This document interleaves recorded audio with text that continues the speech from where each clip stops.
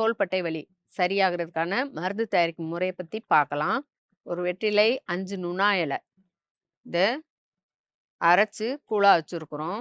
இப்ப இது கூட குச்சி மஞ்சள் தூள் ஒரு 1/4 ஸ்பூன் அளவுக்கு கூட சேர்த்துக்கிருவோம். அன்னாச்சி பூ 2, ஒரு மிளகாய் வத்தல். இது அரைச்சு எடுத்த பொடியா வச்சிருக்கிறோம். அதுவும் ஒரு 1/4 ஸ்பூன் அளவுக்கு கூட சேர்த்துக்கிறணும். இதை நல்லா எல்லாம் கலவையா கலக்கிரணும். கலந்துட்டு எங்க வரைக்கும் தோள்பட்டையில வலிக்குதோ அதுல ஃபுல்லா எடுத்து நல்லா இன்னும் கொஞ்சம் தண்ணி சேர்த்துக்கிறலாம்.